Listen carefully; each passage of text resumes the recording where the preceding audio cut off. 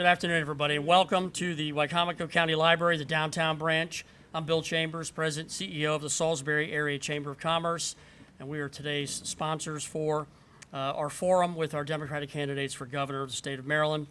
It's an honor to be here. I want to thank Andrea Bertzler and her fine staff here at the library for hosting us today. This is going to be very informative, and we look forward to hearing from the candidates. To give a great, nice, warm Wicomico County welcome, I want to introduce our county executive, Bob Culver. Thank you so much. It's quite an honor to have all of you here with us today. Really, I was talking to Steve Hammond a little earlier. I don't know that we've ever had a governor's forum here, Democrat or Republican, and we're so honored that you all took the time today, and we appreciate it very much. So on behalf of Wicomico County, I want to welcome our citizens here and welcome you all to our area. And if there's anything we can do to help you, please let me know. Thank you all. Thanks, Steve.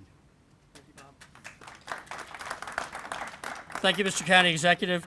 Now I introduce Bill Ferguson. Bill is co-chair of the Chamber's Government and Business Affairs Committee.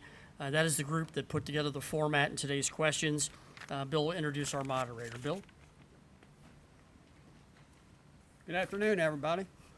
I'm Bill Ferguson, co-chair of the Government and Business Affairs Committee of the Salisbury Chamber.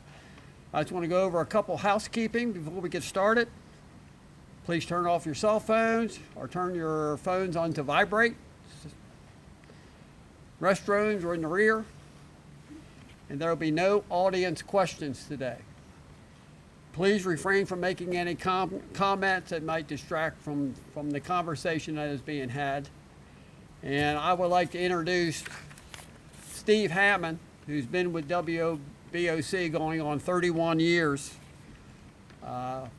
Steve grew up in Baltimore, Maryland, and graduated from the University of Delaware.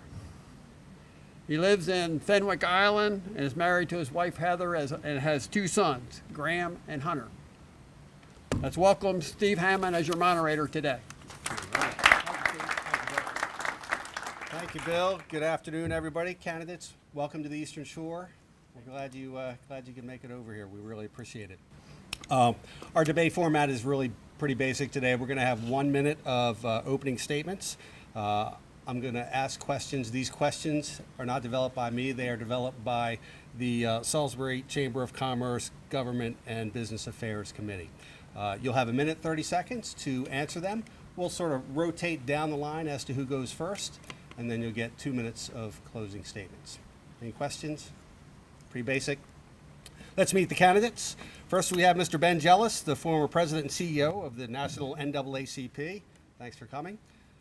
Baltimore County Executive Kevin Kamenetz. Good afternoon. State Senator Richard Madaleno from Montgomery County. Good afternoon. We have Alec Ross, the Senior Advisor of Innovation to Secretary of State Hillary Clinton. Jim Shea, former Chairman of Venable Law Firm and on the Board of Regents of the University of Maryland System. And finally, Ms. Krishanti Vignaraja, Policy Director for First Lady Michelle Obama, and at the State Department, a Senior Advisor under Secretaries of State Hillary Clinton and John Kerry. Thanks again for being here, and thanks again to the Chamber for putting this on. So let's begin with a 1 minute opening statement from you, Mr. Jealous. Thank you. My name is Ben Jealous. I'm the former national president of the NAACP. Now I'm a partner at Capeport Capital. I run the only Baltimore office of a Silicon Valley-based tech investment firm. My run for governor started basically with three questions. What if we fully funded all of our schools, not just some where the wealthiest kids go? What if everybody could get health care when they needed it in Maryland, not just those who are fortunate enough to have health care, but all of us? What if we got back to a place where every year we're sending more and more of our kids to college and into great careers and fewer to prison? And as your governor, those are the types of things I will work on making a reality. Thank you. Mr. Kamenetz. Well, good afternoon, everybody. My name is Kevin Kamenetz. I'm the Baltimore County Executive. I'm a lifelong Marylander and a lifelong Democrat. I actually have some Salisbury ties. Dad's cousin was Irving Kamenetz, who owned Central Drug, and coincidentally, My father's name was Irvin Kamenetz, and he too was a pharmacist who owned a drugstore in Baltimore County where I worked my childhood. Now, as Baltimore County executive, I've improved our schools with rising graduation rates exceeding the state average. I've created jobs, cutting our unemployment rate in half, and I've done it all without raising the tax rates. So with my running mate, Montgomery County Councilwoman Valerie Irvin, we are the most experienced team to govern. We can hit the ground running. We have a track record of bringing real results, but also the capability of achieving great policy investments to improve our schools and to make our economy grow. Thank you for the opportunity to say hello. I'm Kevin Kamenetz, and I approve of this message.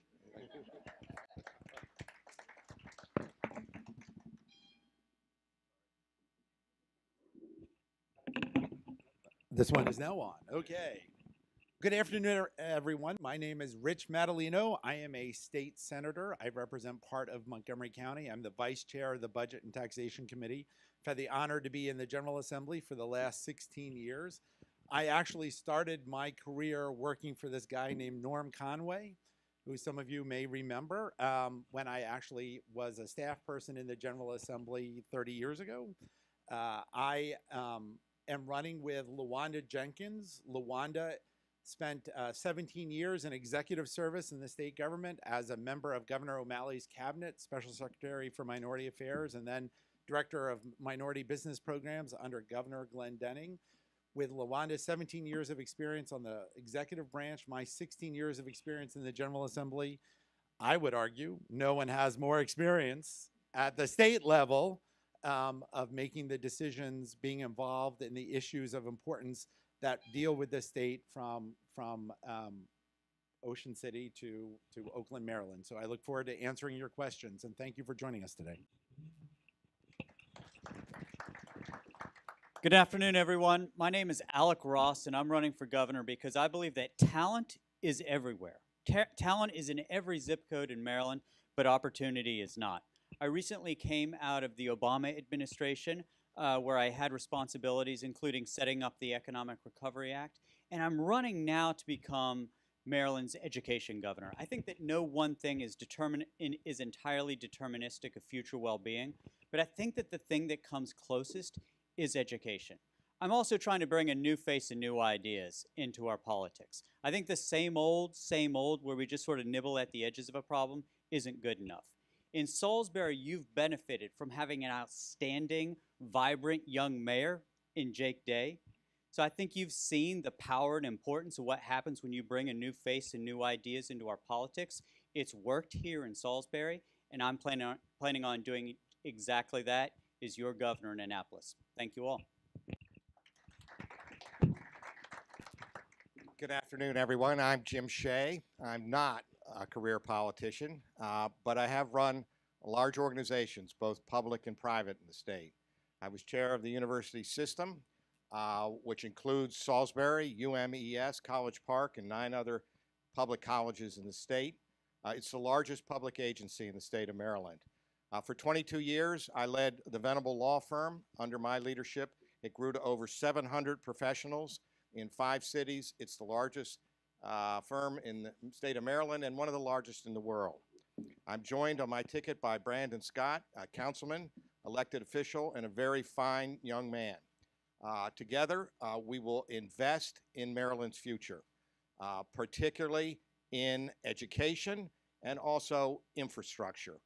We need to look out for our children and our children's children. Thank you.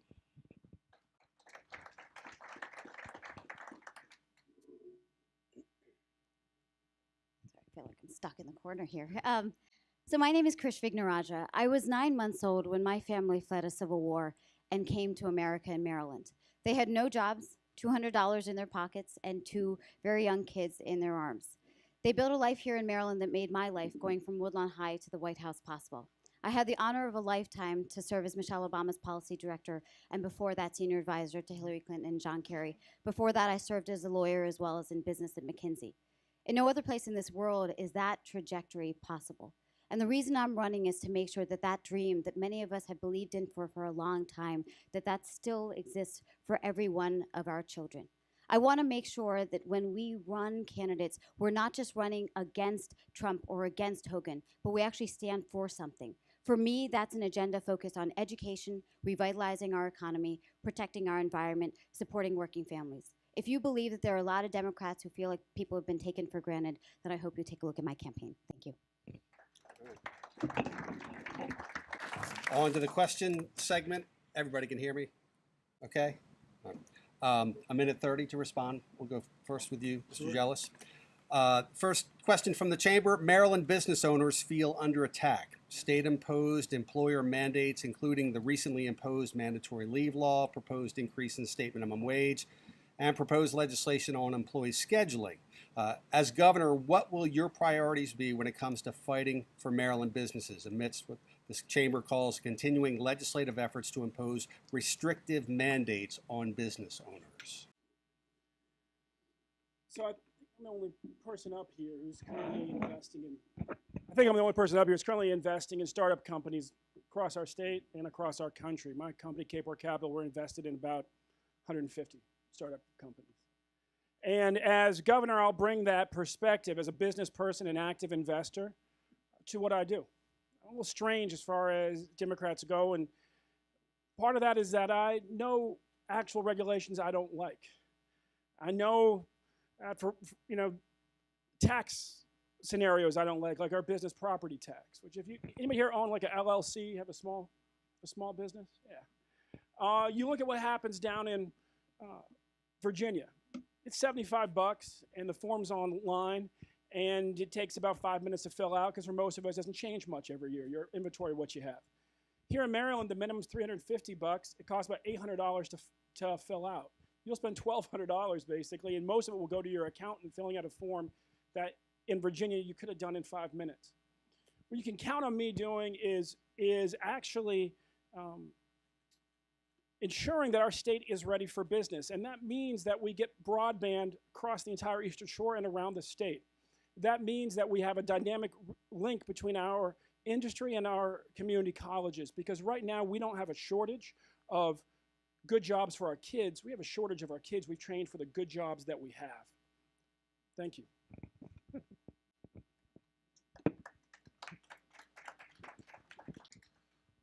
Well, let me share my experience in Baltimore County, where we've seen over $5 billion in private investment during my tenure as county executive. And it takes place because Baltimore County has very stable tax rates. And in my 24 years in office, we've never once raised the property tax rate or the income tax rate.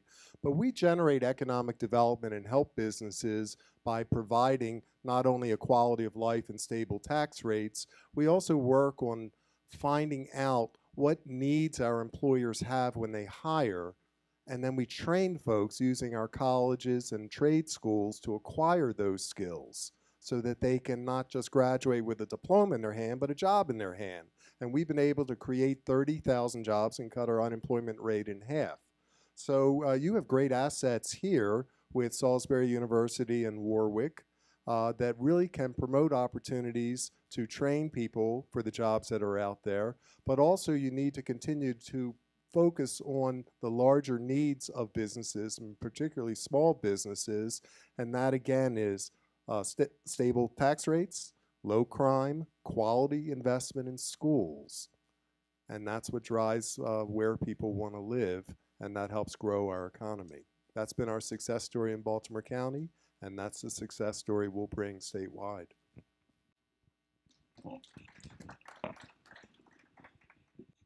So I proudly sponsored the earned leave bill. I proudly voted for it, and I proudly voted for the override of the governor's veto on that bill. I did so because it's important that people have access to being able to care for themselves and their families when they're sick. I support the $15 minimum wage right now, and I'm the lead sponsor of that legislation.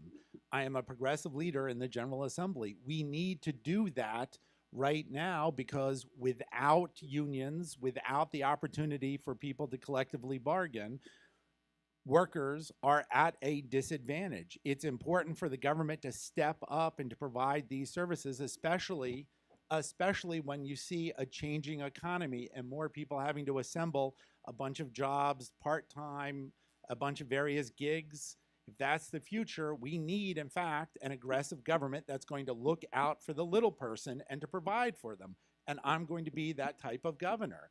Now, I think there's nothing wrong with the governor working with the business community to make sure the regulations are as least burdensome, that are common sense, so that you can work through them to follow them. But that doesn't mean I'm not going to be there as governor to make sure we look out for the little person and we make sure those good public policies are in place so that one can support a family and one can have the protections that they need with access to health care, access to leave. So I'm proud of that record. Thank you. We can have democratic values and business sense.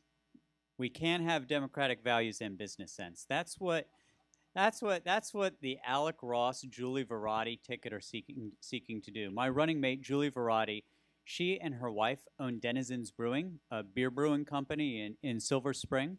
I was an entrepreneur, came a long way from working as a midnight janitor on a beer truck to starting a company in a basement and growing that company, where government did absolutely nothing for me. Government was nothing but a big old pain in the neck. You know, we went from being 4 people in a basement to the world's largest digital divide organization, with government being nothing but a pain in the neck. And so I see this issue through the eyes of somebody who started a business in a basement and grown it into become a successful enterprise. So I am sympathetic to the equities of business, but we also have to assert our values here. And let me speak specifically to the $15 minimum wage. I worked for 5 years of my life for minimum wage. We have not raised the federal minimum wage since 2008. Corporate profits are at an all-time high. Executive compensation is at an all-time high. It's time that our workers get a raise as well. You can have democratic values and business sense. And that's what Alec Ross and Julie Verratti are seeking to do. Hey, I have spent my career working with businesses in a variety of ways. I was chair of the Downtown Partnership, which is a business organization in Baltimore. I was on the Greater Baltimore Committee for over 20 years. I know what the business community needs and wants, and I know how to get it done. Regulations improperly imposed and administered can be a real problem to a business in a couple ways. One is just knowing what the regulations are. There are family farms on the Eastern Shore who can't keep up with the changing environmental regulations, so just knowledge of the regulations is important. And of course, they can create enormous inefficiencies. So I know how to streamline things. When I was chair of the university system, we had a cost-cutting program that saved the state literally hundreds of millions of dollars. So we need to do that. A regulation properly imposed and administered is a protection. It's a protection for the consumers, and it's also a protection for the businesses who do it right. It's the corner cutters, it's the businesses who cheat that you need regulations, that is, protections for, and I'll make sure that that happens to protect the good businesses from those who compete improperly. In the final analysis, what businesses really need is a really good education system, supplying that to their employees and providing it with a lot of good workers. You also need infrastructure, and I'll make sure that happens as well. Thank you. So around this time last year, I was actually creating my own small business. I may be the only one who had that experience here in Maryland. And I will tell you that, you know, I have multiple graduate degrees. I don't think of myself as an idiot, but the entire process made me feel stupid. And you realize that here in Maryland, Democrats have to realize that if we are going to be the party of the working class, we also have to be the party of small businesses. And so what I want to do is 4 things. One, I want to change the climate, because you can see time and time again the number of business folks who feel like government is not there to support them, but is actually standing in the way.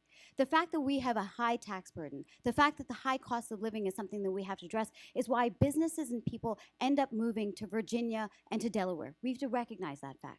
Second, I want to make sure that we are actually incentivizing our strategy so that people and business growth is actually aligned with what we do. The personal property tax. If you're investing in your business by investing in infrastructure, that's a good thing.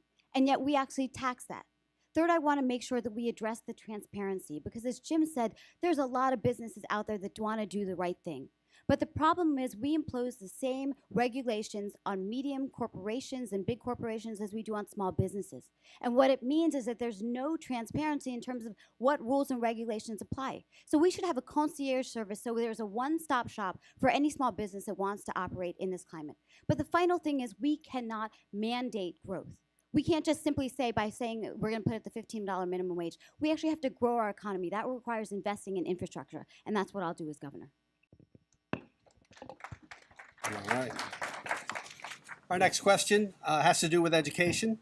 As governor, Mr. Kamenetz, this goes to you first. As governor, what steps will you take to ensure that each child in Maryland, regardless of zip code, has access to high-quality schools with great teachers and great leaders?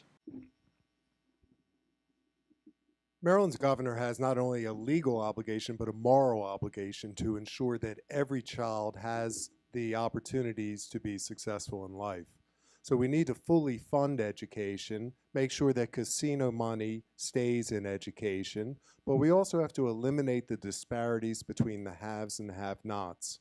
We need to bring universal pre-K to every 4-year-old, and I want you to think about this. This is to get to those children who aren't getting the academic enrichment before they start school, and then they start immediately behind the curve. So we need universal pre-K, particularly to reach those children, to prevent the achievement gap before it begins.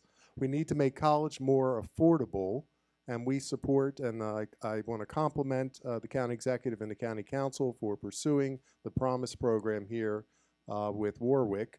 But we also need to make job skill training more accessible, and that means training people to acquire the skills like we've done in Baltimore County with our Job Connector program to match up with the jobs that are out there. The success of our children, it's a great investment, but it's a great return on investment because it allows us to be able to continue to grow our state and keep businesses here as well. So in Baltimore County, we've given our children laptop technology. We're asking 4th graders to start taking Spanish so they can graduate fluent in second language. And again, rising graduation rates with no disparity in graduation between black and white students.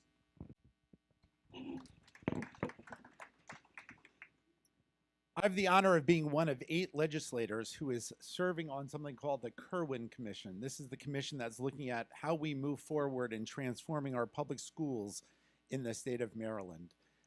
We are in the process of coming up with a set of recommendations that are going to be designed at making sure the opportunity gap at the front end is reduced through pre-K services, through 3K services, through actually syncing up the public schools with as much of the preschool from 0 to 5 services to make sure that all children enter school ready to learn, that families and those children have the services they need to overcome whatever barriers they have to achievement, whether that's in language, in disability, in healthcare, in poverty. It's making sure that those young people have those access to their services, most frequently through community schools that are designed to provide services to those young people and their families.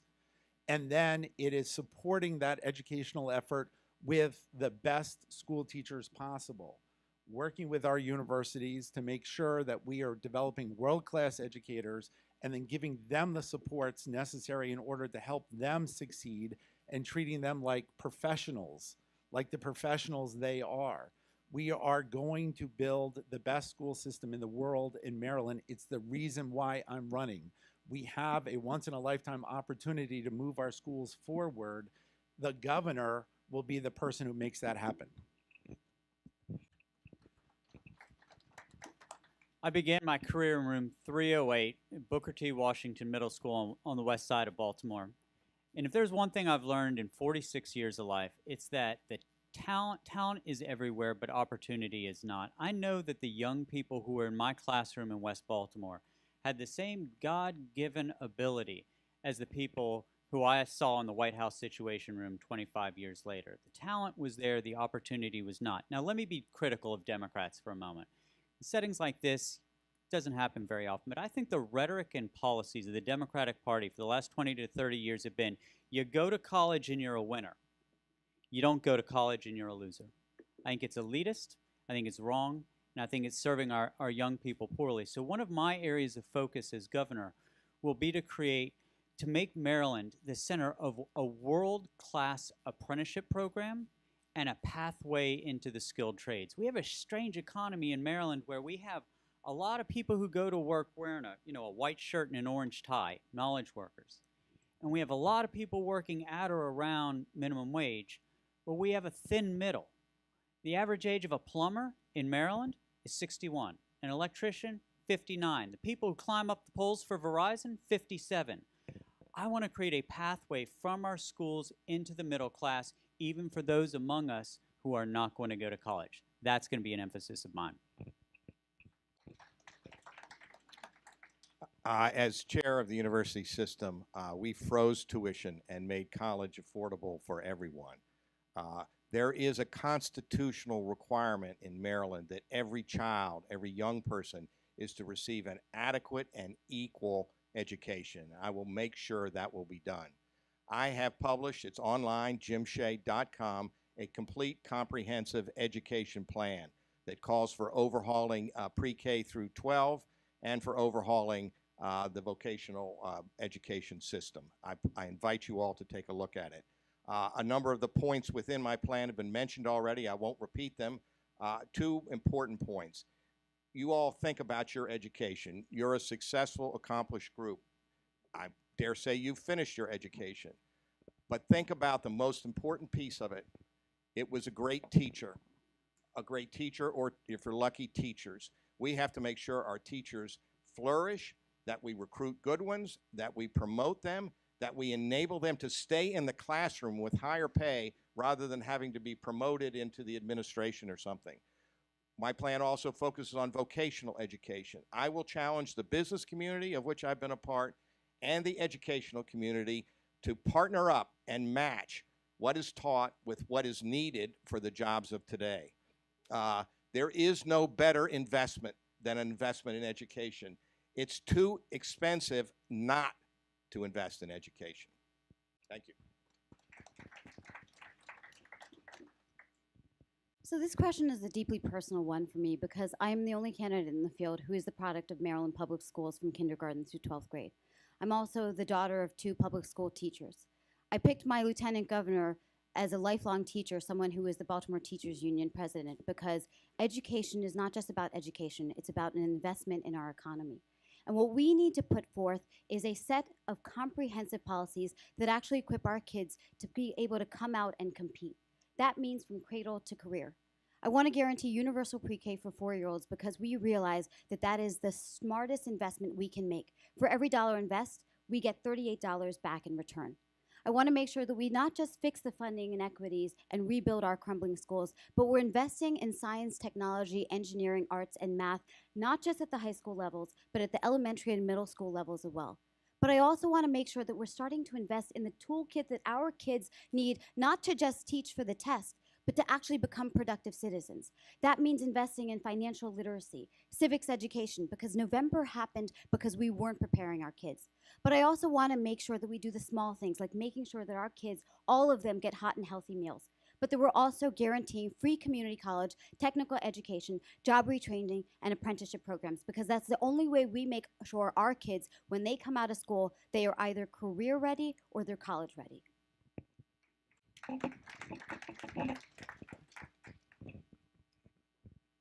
My grandparents started out in Maryland in 1941, raising my mom in the McCullough Homes housing projects in West Baltimore. Generation later, they were waving goodbye to me at Dulles Airport as I flew off to be a Rhodes Scholar in Oxford, England. My family's lived the American dream because we first invested in the Maryland dream. When you look at what it takes for a family to go from one place to the other, our public education system's right in the middle of it. My mom sued Western High School for girls when she was 12 in Baltimore to desegregate it when she was 15. But the transformative moment for our family was the state of Maryland making it possible for my grandparents to pursue higher education. When my granddad attended the University of Maryland School of Law, 3rd class of black students admitted, tuition was $200.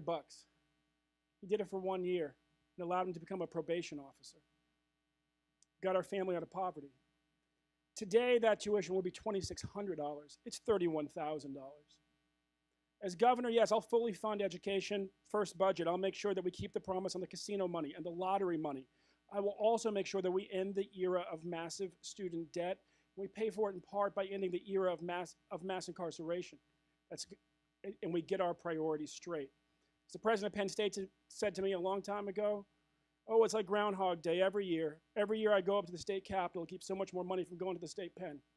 So a little more can come to Penn State. I'll change that. Thank you.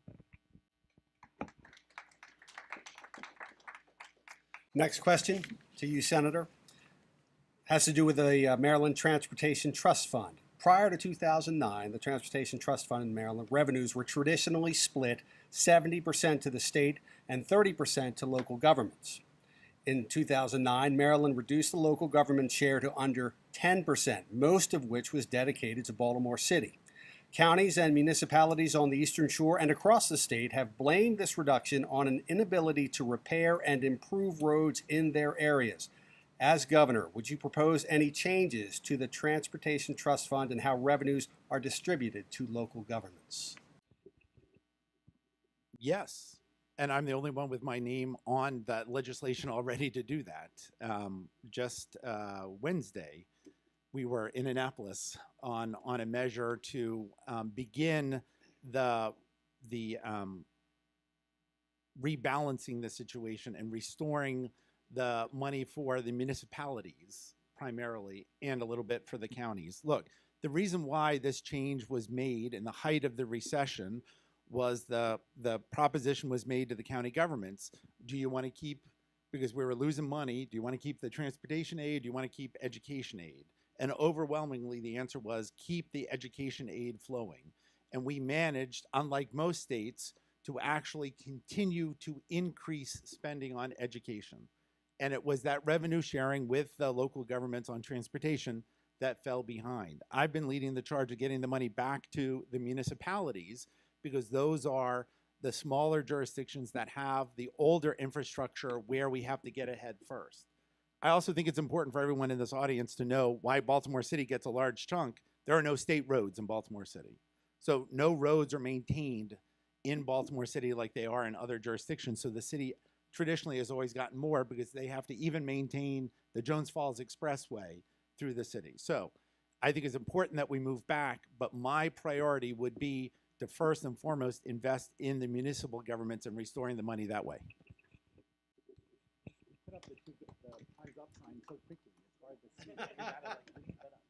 So there's a real simple answer to the question, which is yes, the highway user revenues and other programs that were dialed back in 2009, the economy in 2018 is substantially different than what the economy was in 2009. It is time to bring the resources back to the local municipalities. Bigger picture though for a second, all right? We are in a state of 6 million people. We've got an over $43 billion budget, $17.7 billion of that taxpayer supported. And I do think that as we look at what's coming out of Washington right now with attempts to defund things like the Chesapeake Bay cleanup, to divest the National Institutes of Health, to take money from the federal government, trying to dial down its investments in Maryland, I do think that the state is going to have a level of discipline that it hasn't had in recent years, where instead of just taking money from local municipalities to be able to keep itself whole, I do think that our state has got to exert a little bit more discipline itself. We've got over 81,000 state employees for a state of 6 million people, over $40 billion budget. I do think that we can exert some business sense with our democratic values in Annapolis. Yeah, I mean, it's so tempting to just say, yeah, of course we'll spend that, we'll spend that. It does happen that there's a gross inequity on this particular point because, as the question says, before 2008, it was a 70-30 split, and now I don't think it's 10%. I think it's a lot less than that the local jurisdictions get. So we need to rebalance that, and we need to do it over time. I think there's a bill in the General Assembly to do that, which I support. that by 2022 we have it back in balance as it was before 2008. But what's happening is that pressure's coming from cascading problems from above. The federal government cuts back and the state government gets hurt. The state government cuts back and the local governments get hurt.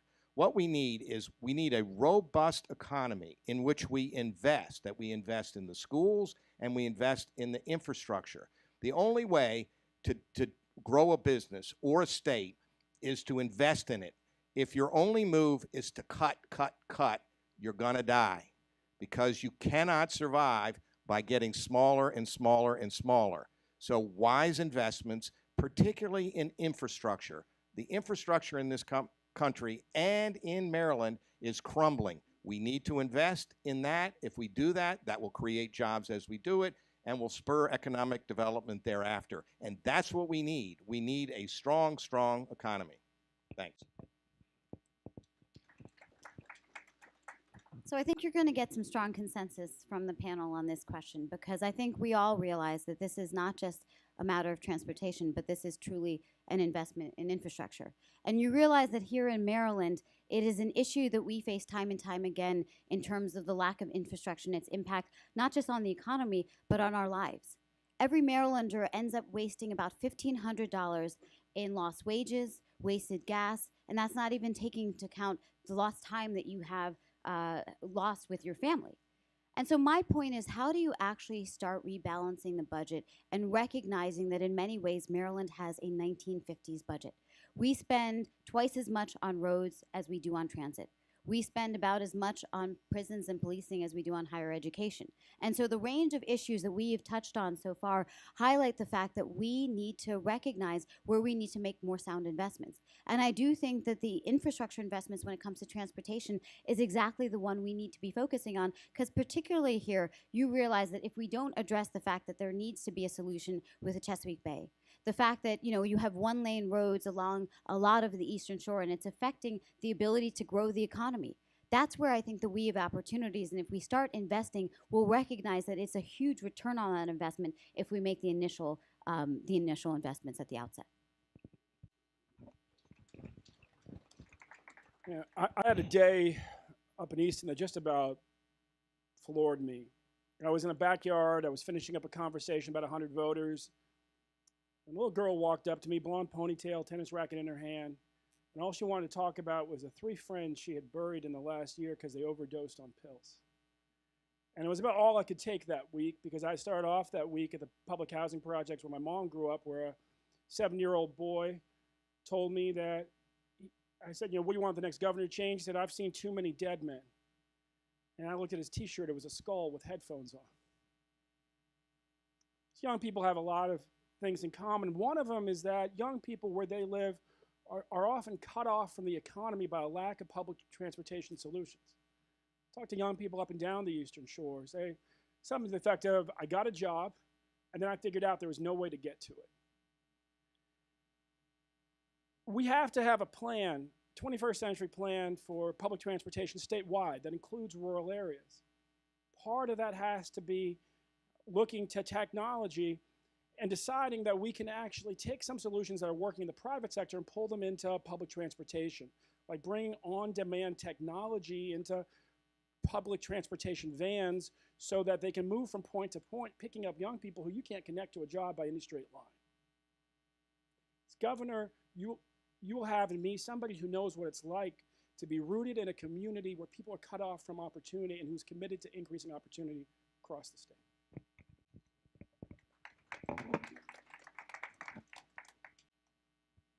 I'm the only candidate for governor at this table who's actually had to manage a budget and absorb a cut of highway user funds from $45 million a year down to $1.5 million. So I know firsthand the difficulty of that. But I'm also the immediate past president of the Maryland Association of Counties, and I'm also its longest serving continuous member. So I know this is an important issue to every county in this state, but I also understand the needs of every county in this state and how we can try and address it. We've got a governor who cut the tolls because it polls well, but what he really cut was $54 million a year out of the transportation budget. Now we got a governor who talks about adding a third span of the Bay Bridge. Wouldn't it be nice if we could add a span of mass transit that went from Baltimore all the way down Route 50 to Ocean City? That way we can invest in future opportunities that don't involve highways, and also could help people who live in Wicomico County reach other places for work and still come back here for home. This is the future that I want to see for Maryland based upon the experience that I've gained over all of these 24 years in local government. Thank you. Mr. Ross.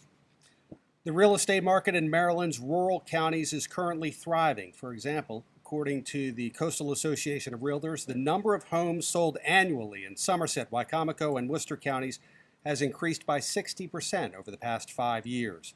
However, new construction has decreased by 19%. One reason, increased state regulations, including sprinkler and septic system requirements that raise the cost of new homes, and that cost is passed on to buyers. If you are Maryland's next governor, what will you do to support new home construction and keep costs down for prospective homeowners? The real tragedy of this is that the people who are most impacted by what you just described, Steve, are people who are working class, who need access, or low income or working class and need access to affordable housing. For the upper middle class and the wealthier, you may have to pay a little bit more for a home, but you can afford it. I was in Talbot County this morning listening to the perspective of people who are grappling with the housing crisis, and the perspective that they have is that the state has sort of lost its way on affordable housing. That the commitment that we had 15, 20, 25 years ago to making sure that every Marylander could have a fit and affordable housing, it's sort of fallen off the radar a little bit. And what we have to be mindful of is that with each new regulation that we put in place on housing issues, if we don't do something intentionally to increase access to capital for affordable housing, what we're doing is we're squeezing the people who can least afford a home harder and harder. So my response to this would be to dial down and stop increased regulations in the housing markets, but we also need to recommit ourselves to funding affordable housing programs at the level that they existed 15 years ago. The first thing I would do if I were governor to address this issue is to check with Salisbury Mayor Day, who's done a terrific job creating incentives for new housing. I understand that there's been a moratorium on fees that has triggered new construction in Salisbury, the highest in 2017 than in any recent past, certainly substantially higher than the preceding years. That's the role of government, recognizing a problem and creating incentives for the private sector to come in and do what it can do well. You've done that here in Salisbury. I would employ that same strategy for the state of Maryland. Where do we need more affordable housing? It's all across the state. There's not a county or a jurisdiction that doesn't need more affordable housing. The statistics on how many families spend more than 50% of their income on housing is staggering. So we need to create those incentives. We need to make sure that the housing that we build and that we have is healthy and safe. Far too many of our low-income housing situations have lead paint and other things that cause asthma and things like that, so that all needs to be done. I was, as I've mentioned, chair of the empowerment zones in Baltimore, and one of the projects or goals that we had was to increase home ownership. That's extraordinarily important because it gives people real incentive to keep their houses up and their communities safe. I would work on that as well. Thanks. So this is where I would also reiterate what Jim Shea said in terms of Mayor Day, because I do think we were just talking over lunch about how you have created a market here that has actually encouraged new movers to actually come in and actually reside here in Salisbury. And I do think that part of the economy is going to rely on that influx of new buyers, new renters, et cetera. But part of it is we have to recognize that costs are skyrocketing, so much so that it is out of reach for a lot of people. And so the two things that I want to do are, one, make sure that there's increased coordination, particularly between federal, state, and local incentives. If you take first-time home buyer incentive programs, a lot of people could have opportunities to make housing within reach, but they don't even know where to start. And they don't know which program would apply with another as opposed to nullifying the usage of it. And that's where I think that as governor, you can play an important role in terms of making it a more transparent, opaque process. But part of it is also working through public-private partnerships, because this is where you can incentivize developers to provide new housing that is actually within reach. But the other part of it is we have to recognize that, particularly when it comes to septic, the fact that a lot of homes are still on well is something that we have to remedy. And it's going to be something that the government has to bear some of the burden on, because that's the only way we get housing into 2018 and in compliance with zoning rules and regulations, et cetera. So I had a different childhood. My parents' marriage was against the law here in Maryland because dad's white and mom's black. So I spent my summers with my grandparents in Maryland. I spent my school years in a small seaside community in a primarily agricultural county in Northern California. And I watched as my community went from a place where watermen thrived to a place where only rich people could afford to buy summer homes. And I know the pain of watching your community destroyed by greed. And so that's why I respond the way I do when our governor says he wants to write a $5 billion blank check to bring in Amazon. Because that's going to do two things. He's a land developer. It'll be good for him. It'll drive up property values all across the urban core of the state. It will also bankrupt us in a lot of ways when it comes to fixing education and healthcare. And there's a lot of rich people out here buying houses. But that will displace a lot of neighbors because our priorities are wrong when it comes to development. And I say this as a businessman who works at a firm where our internal rate of return is among the highest in the Silicon Valley. But you know what we do differently? We invest in businesses. We invest with a mindset that what matters is how this business strengthens community, because that makes it sustainable and you can make profits over the long term. And so when it comes to real estate development, we don't need to be asking what's going to create the highest profit margin or even how to do it at the lowest cost. We need to be asking what is going to make this community the strongest. And when we develop with that mindset, we will find that we create a place where we can all live and thrive, and in the long term is more profitable for all of us.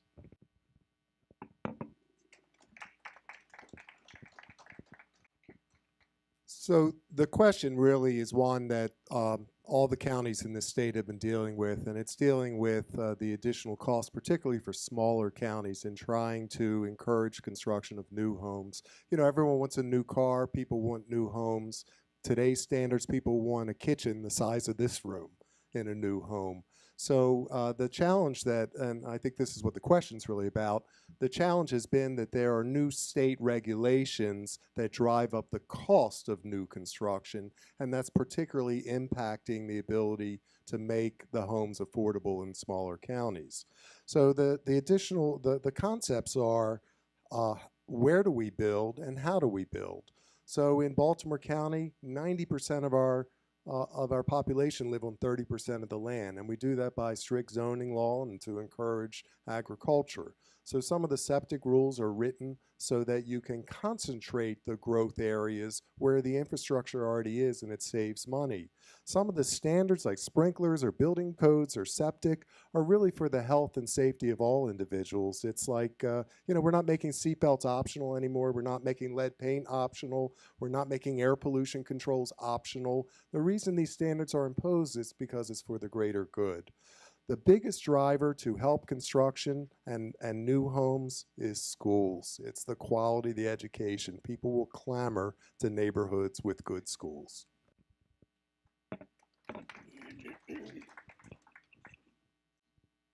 So I think I'm the only one up here who's actually voted on these things and then actually voted for the sprinkler system, voted for the septic systems.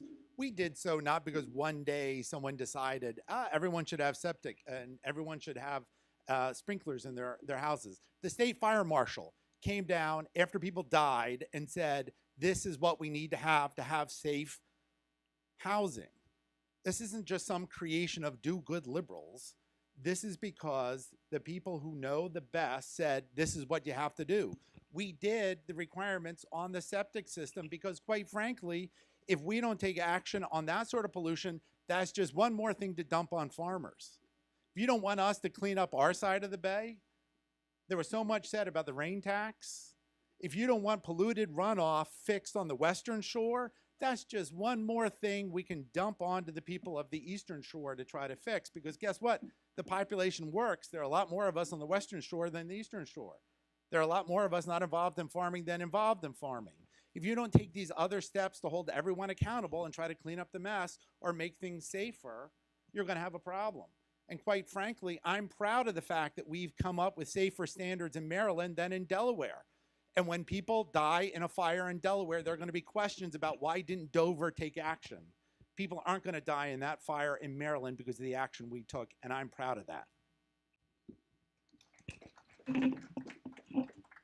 To Mr. Shea. Speaking of farming, according to the Maryland State Department of Agriculture, the agricultural industry accounts for the state's largest industry segment, 2 million total acres of farmland, 350,000 jobs encompassing 32% of our landmass, and 12,300 farms. Given the 5+ year trend on anti-agriculture bills introduced in the General Assembly, how do you plan to support agriculture if elected? Well, since the growing of the economy is one of my highest priorities, we need to support our largest industry. My strategic planning approach, whatever organization I've led, whether it's a firm or a university system, is to build on strength. And that's what you have to do to grow. And to grow our economy, we need to build on the strength of the agricultural industry that we have here, particularly in the Eastern Shore, but all across Maryland. People pose the question, it's like guns or butter, environment or agriculture. And I think that's a false dichotomy. I think you need both. The agriculture industry also wants a clean environment. There's no question about that. I've represented people in the agricultural industry. They have no interest in polluting the water. They want clean water, and they need a fair chance to do their business and appropriately protect the environment as the reasonable businesses, particularly on the Eastern Shore, do. So like everything else in life, you need a balance. And as governor, I know both sides of the equation. I will bring people together and we'll create the correct balance between what we need by way of agriculture and what we must have by way of environmental protection.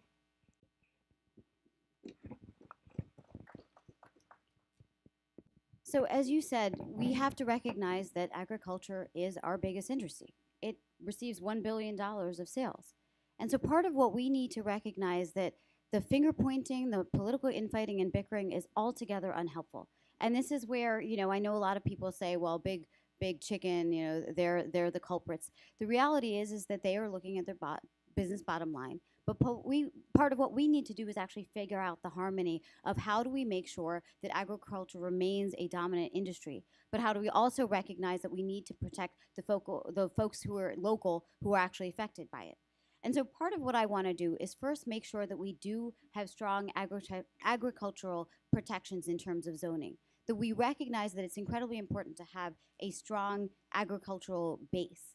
But part of what I also want to do is make sure that the Farmers' Right Act is something that we put in place so that we're not just taking care of, you know, Tyson's and Purdue, but we're also taking care of the contracted poultry farmers because they are the base of our industry.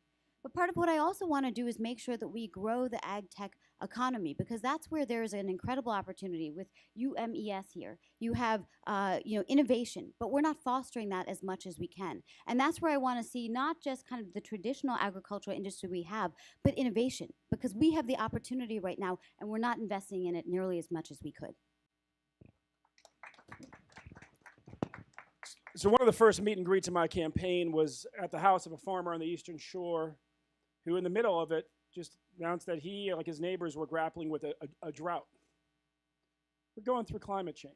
And you look at climate zones across our country, they're changing rapidly. We need 21st century ag hubs. You look at places like California, that's what they're doing to make sure that their farmers get the highest yield from the best crop for the present moment in this rapidly changing time. that they're thinking, they're planning ahead for the next year. They're not just growing what they grew last year, but they're understanding what there's demand for and what you can grow given what the weather's likely to be over the next 12 months. We also, in those hubs, need to be doing more to allow people to get greater value out of what they're growing by packaging it and processing it locally and shipping it. We need to, frankly, also to talk about sort of not prioritizing simply lowest cost. We need to prioritize what makes us stronger. So we need to really focus on creating more demand for the goods produced by our small farmers. We also need to recognize that ag is not just farming, it's also seafood. And as governor, I've said that I will make sure, no matter what happens in Washington, that we keep the effort going to clean up our bay so that we can have a sustainable seafood industry for decades to come.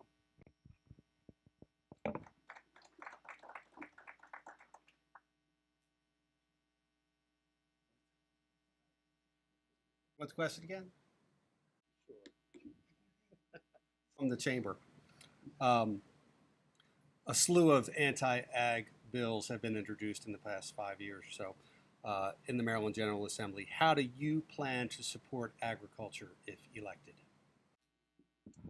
You know, it's really, and again, I'm drawing on the example of Baltimore County. And the reason I say this is because Baltimore County is really Maryland in miniature. We mirror the state's demographics. We also mirror the state's geography. We have urban, suburban, rural, and farmland. And I told you before how 90% of our population live on 30% of the land. It's because we zealously guarded the agricultural areas 50 years ago. 2/3 of our land is zoned rural in nature and has some of the most conservative zoning in the country. So it's important that we maintain that agricultural heritage of Maryland, and it's a balance in terms of recognizing the needs of farmers, reducing the pressure to sell land, and make it and promote prime and productive soils. So in Baltimore County, in order to help farmers, we now allow them to sell products off their farm. We now allow them to have solar panels on 10% of their land so they can generate some side income that on non-productive areas that still allow them to maintain the opportunity to farm. So it's a question of the proper advocacy and the balance, not putting pressure on land use and promoting the opportunities to grow farming.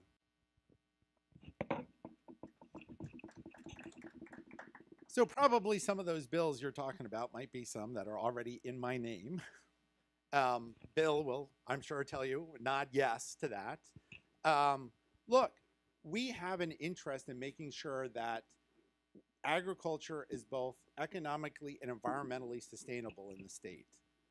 On the Eastern Shore, I mean, we could probably spend the rest of the day talking about how the poultry industry is changing and the impacts that is having on family farmers, the impact that's having on your communities, and the impact it is having on the land. I think having the state as a partner and, when necessary, as a strong regulator in order to protect the community, to protect the asset so that it's here for future generations is something valuable for the state to do. And I think as the industry switches to, for maybe many good reasons, to larger and larger CAFOs, larger and larger chicken houses, that has an impact on the economy. When you divorce the houses from actually farms and all the manure has to be moved around, that has an impact. I think having the state aggressively looking out for everyone's property interests, everyone's health, is exactly what the state government should be doing. And as governor, I'm going to continue that tradition. For each of the last 19 years, my wife and I have taken our summer vacation in Ocean City. And we now got 3 kids. We load up the car, get the kids in the car, and we drive to Ocean City. And when we're heading there and we're heading back home after the week's over, we always stop by, one or two of our favorite, vegetable stands. And last summer I noticed that the vegetables at this place that we'd been going to for almost 20 years were like spectacular. And I asked the grandmother who ran it, I'm like, well, what is it that you did differently this year? She's probably in her late 70s. And she looks at me and she goes, precision agriculture. It's data analytics and agriculture coming together.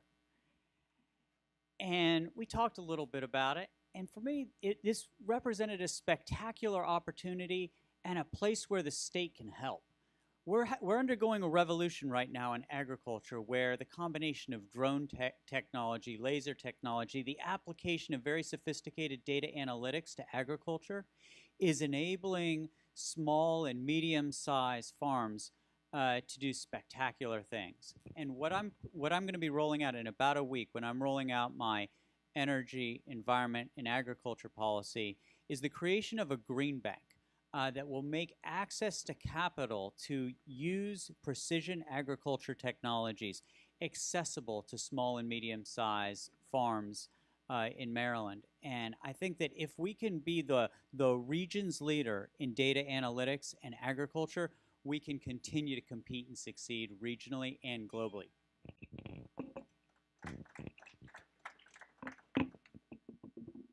Final question. Sorry, I lost track here for a second. To Ms. Vignarajah. The opioid crisis. Maryland drug overdose deaths increased more than 23% from 2016 to 2017. Last year, Maryland declared it a public health emergency. Please share your plans in addressing the problem and how you will pay for it. So this is where it is great that Governor Hogan has finally appointed a task force, but you realize that this is a crisis, and we knew that well before the president or the governor reflected that. The fact that 14 counties in our state have seen increased deaths is not news to any of us. The fact that we have more deaths caused by opioids than we do car crashes and crime reflects exactly where we are in our state.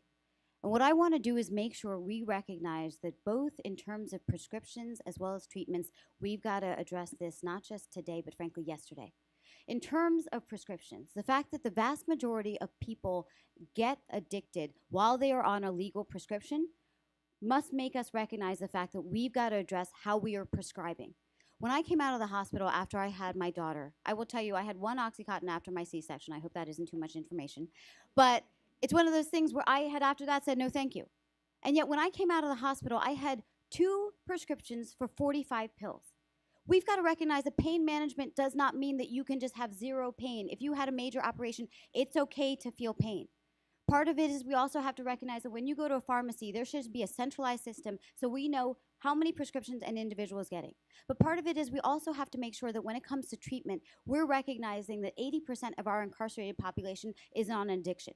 We need to make sure that we invest in treatment, that we invest in making sure that there's 24/7 access to affordable treatment, that everyone has an ability to have naloxone at their home, that we are investing in, especially in rural areas, knowing that 82% of rural areas are medically underserved. That's where mobile vans are, for example, something that we need to institute.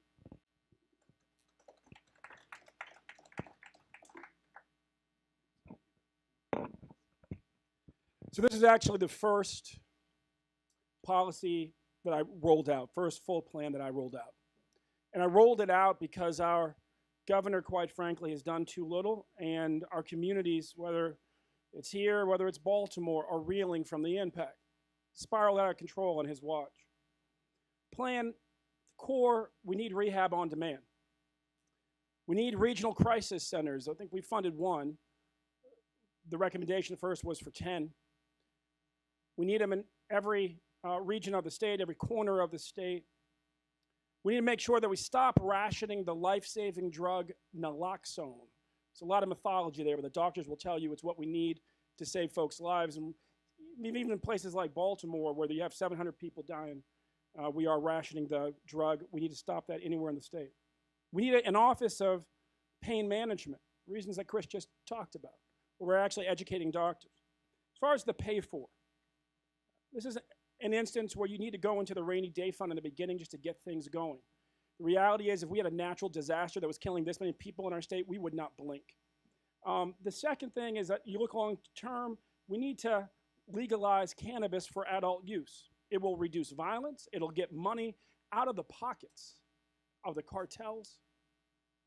literally half the homicides in Baltimore City the last 10 years, you talk to police commanders, they'll tell you, as many have told us, are ones that are weed dealers enforcing on another.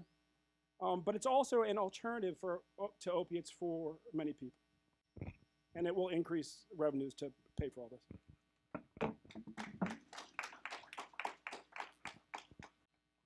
Now, Baltimore County surrounds Baltimore City, which is, of course, a separate jurisdiction. And the issue of opioids has reached Baltimore County, but also all across the state. Here's my 5-point plan to resolve this issue. Number one, we have to stop treating this as a stigma and focus on education and treating it like an illness. Number two, we have to continue to increase the use of naloxone or Narcan, which saves a life. And we have equipped all of our police and fire responders with daily doses of Narcan so they can save lives. But that doesn't help them the next day because they're back to using again. So what we really have to do is increase treatment on demand. And it's really just like an alcoholic reaches bottom, an addict does too. You've got to be able to capture that individual right then and put them in a bed or a holding bed until real drug treatment slots are available. So I will increase that treatment on demand. Number four, we have to do better police interdiction. So we have to stop the importation of these drugs into the state of Maryland. And number five, we have to sue the manufacturers and distributors like I am doing in Baltimore County. They're the ones who have taught these doctors to overprescribe these opioids, treating them for chronic pain as opposed to acute pain. They made a lot of money doing this. We're going to get some of it back. So on, believe it or not, on Wednesday, the State Board of Revenue Estimates said that the state of Maryland has a $400 million budget surplus. Larry Hogan wants to turn around and use that money to match the tax cuts that the federal government put out last December to the top earners in the state. I want to use that money partly to invest in solving this crisis. Issuing a monthly executive order that we have a problem is not solving the problem, and that's what Larry Hogan has done for the last several years. I've suggested and put out a plan the other day to put $80 million into this. Where does that number come from? Not just off the top of my head. It comes from the report of the task force chaired by the lieutenant governor looking at the opioid situation. So Hogan's lieutenant governor, Boyd Rutherford, has said, this is what we have to do. This is what's going to cost in Maryland. And we have ignored that number. We have the resources to do that right now. We don't have to dip into the rainy day fund. We've got the surplus, the sunny day fund. Sorry, the rainy day fund. We can put that money in right now, and we should be doing it. And if we had leadership from the governor to do it, as opposed to just always talking about it, we could get that done, and we could get the treatment out and started right now. But I totally agree with Ben. The next step is going to be looking at the legalization of marijuana. Because if people are going to self-medicate and deal with their problems through drugs, then that's let them use something that isn't going to kill them, isn't going to leave them dead on the side of the road. Let's go with something smart like legalized marijuana. Thank you.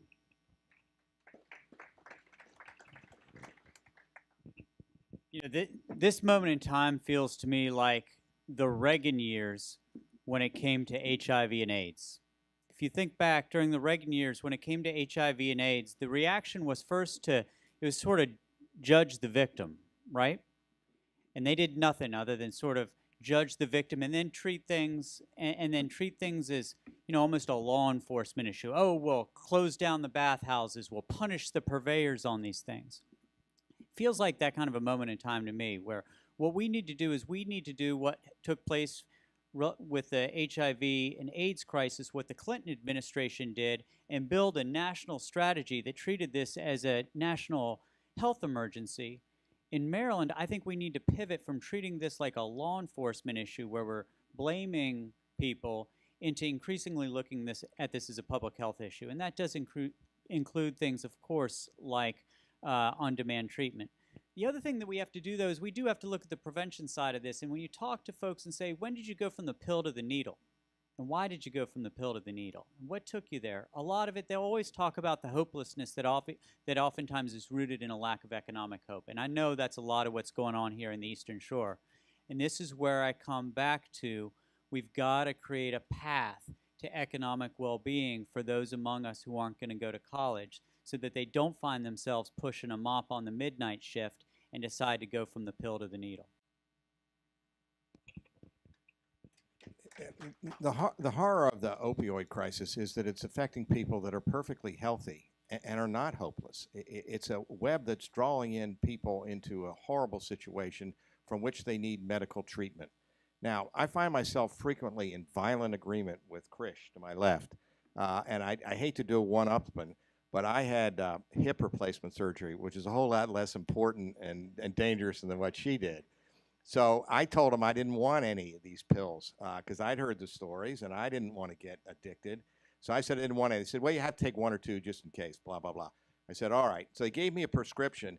I had 100 pills in that prescription, of which I used none. So we need to stem the tide here and stop the expansion. We've had increased numbers of death from opioids each of the last 3 years. It's still going down. We haven't hit bottom yet, and we need to. Now, here again, I would take the game plan from Wicomico County. You all have had a wonderful community health department that has driven down your deaths from opioid addictions. I don't know by how much. I think it was 15 or 20%. It was a good, solid drop. And they did it because they had outreach. They moved to the patients. They reached out to people who were addicted, and they got them into treatment. Now, there's a lot more to it than that, but it was an active program in order to get people where they need to go, which is in a program. That means more community health centers. That means a lot more, but I have a lot less time. Sorry. All right. That takes care of the questions. We'll have closing statements now, 2 minutes, and Mr. Jealous will begin with you. So I'm not running for office because I need a job. I'm running for office because I have a vision that we can build a state where kids' dreams can take root a little faster and senior citizens don't have to worry their life's going to turn into a nightmare. I'm also running as a civil rights leader and a business person, and there are moments when all that comes together. I want to tell you about one. A few weeks ago in Baltimore, our kids were freezing in the schools. And our lieutenant governor tweeted out, if those were my kids, I'd be at the superintendent's office raising Cain. And I tweeted back, newsflash, you're the lieutenant governor, they're all your kids. So I guess we'll see you at the superintendent's office. And he said, and they should have taken his phone away at this point. He said, what time? And I said, 3 o'clock. And he didn't show up. 4 news cameras did. It was a win for the campaign. But the most important conversation was the one after. I called the superintendent. And I said, look, I understand all these boilers are over 30 years old. She said, that's true. I said, well, that's good news. She said, why? I said, because if your boiler's more than 30 years old, you can save so much on your monthly power bill by switching to a new HVAC system. And those prices are so low that you can buy an entirely new HVAC system simply by financing it and paying it off with your reduced power bills in less than 3 years. I said, here's what else you can look forward to. Not only will you have a lot more money for the schools when those power bills drop even further because you paid off the HVAC system in 3 years, but you can look forward to greater student attendance because all those boilers are creating smog around your school that recirculate through the building. It triggers asthma attacks, and it drives up absenteeism. So that conversation is now happening in Baltimore City. And as a civil rights leader, you'll have somebody's family comes from a zip code where they forget about us all the time, and both parties have mistreated us. And who's absolutely committed for fighting for people of zip codes like that across the state. But as a business person, you'll have somebody with a very different mindset, who doesn't start from, oh, we're poor, so we got to do it the same way we've always done it. Who starts from, no, we may be resource constrained. That means we have to be smarter and more forward thinking. Thank you, and God bless.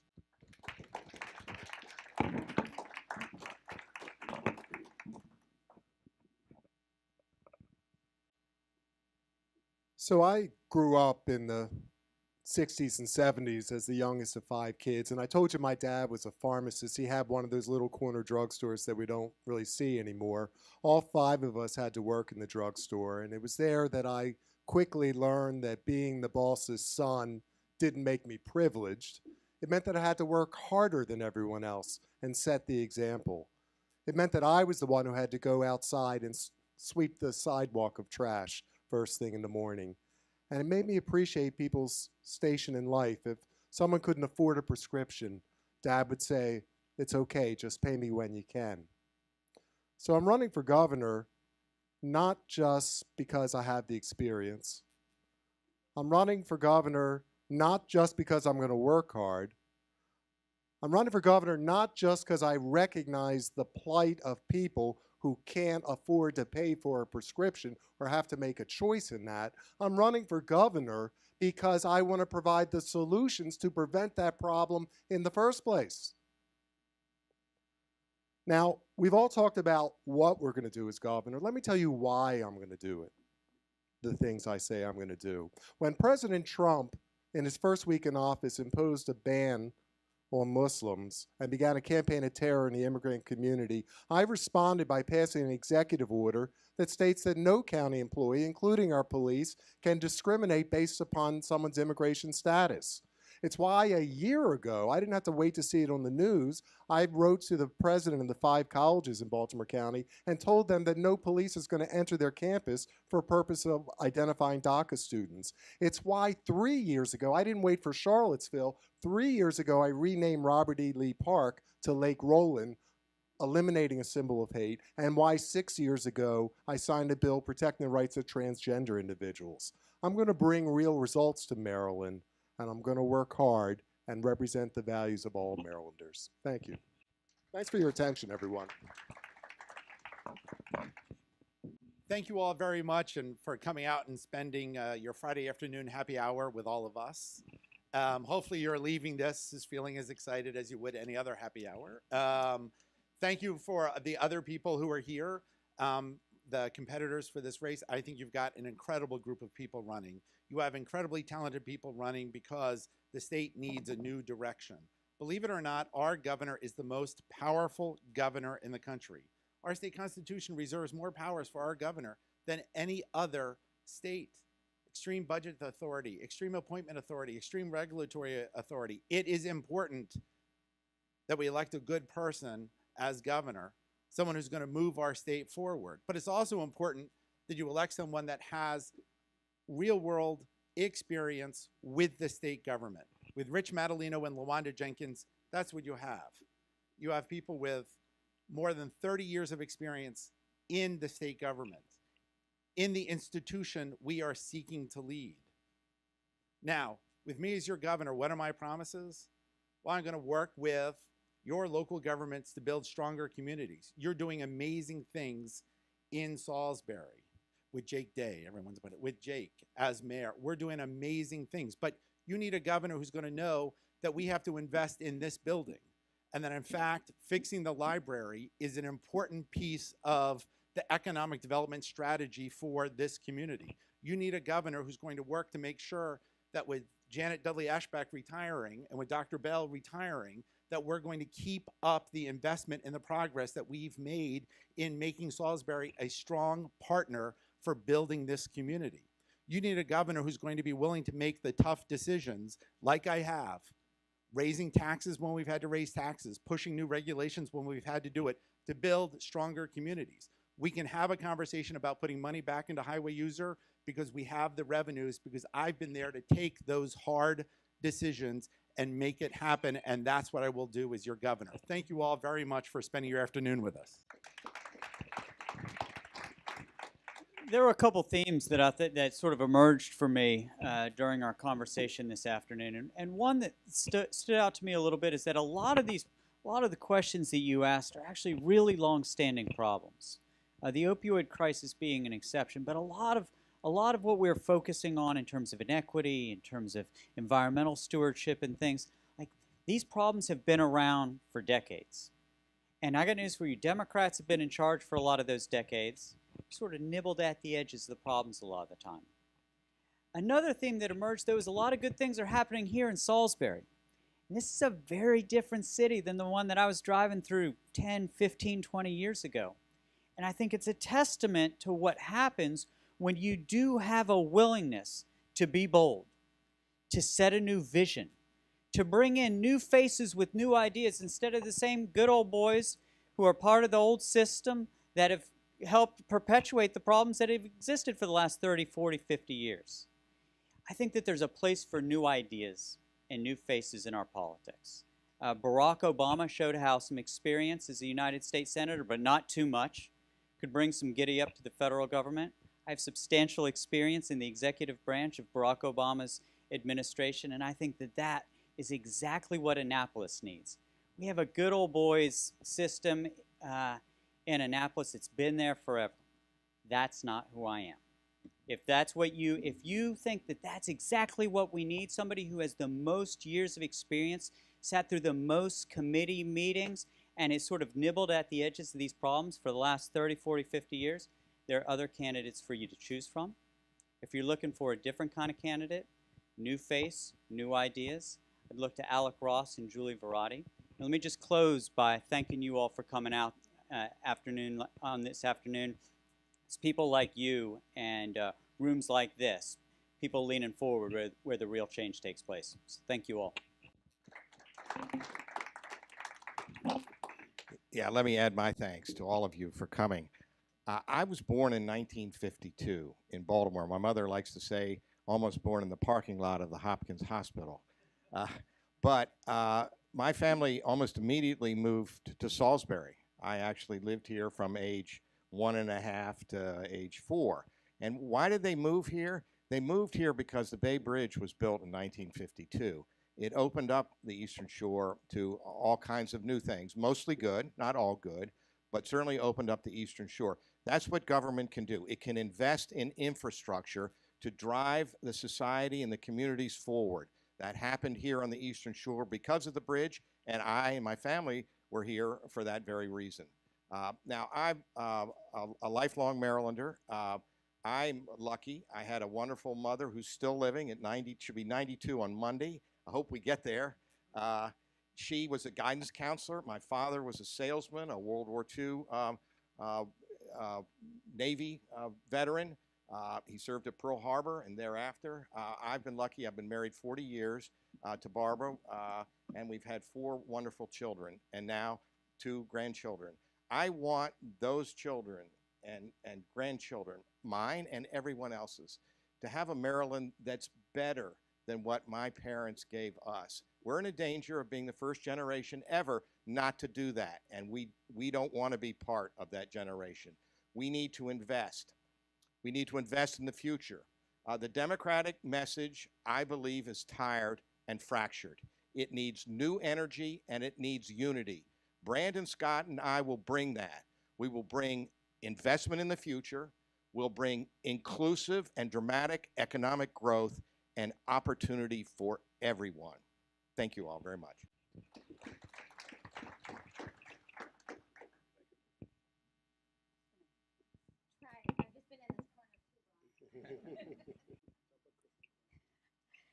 We've touched on a lot of topics and obviously a lot of consensus you'll hear. But what ultimately matters is how do we win? And the orthodoxy right now is that Larry Hogan, he's untouchable. That no man can beat Larry Hogan. Well, I'm no man. And I think that matters because if you think about what happened in 2014, 296,000 Democrats didn't show up. And the majority of them were women, minorities, immigrants, and younger voters. So if we mobilize that base, we have an opportunity to not just win in 2018, but many elections to come. But we need to do that not just in Montgomery County, in Prince George's County, Baltimore City, but here in Wicomico too. Because we have more Democrats registered here in the county by 5,000 or more, but they don't turn out. And so what I will do is make sure that we get to that base. But part of what I'm going to also do is make sure that we reach out to folks because right now there's a lot of Democrats who feel like they've been taken for granted and a lot of independents and Republicans who've been written off.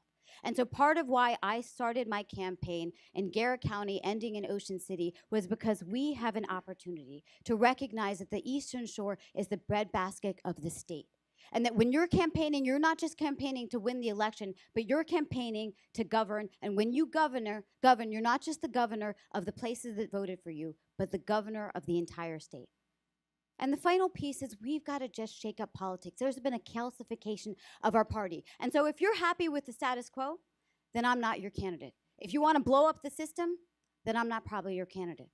But if you believe that there is a moderate majority out there that is fiscally responsible and socially progressive, and you're looking for a candidate who is an outsider but an insider in the sense that they've worked at the highest levels of government, when I was at the State Department, I managed a $51.6 billion budget, please look no further. Please go meet me after the meeting, but also you can go to krishformaryland.com, and I hope you join our campaign. All right. Thank you, candidates. I was talking to your staff members before we started this afternoon. It's my understanding that you have 52 invitations like this. So we thank you for coming to Salisbury this afternoon. Thanks also. Thanks also to Bill Chambers and the Salisbury Area Chamber of Commerce for putting this on and developing the questions, and also to the Wicomico Library for hosting us. Have a great weekend, everybody. Safe travels.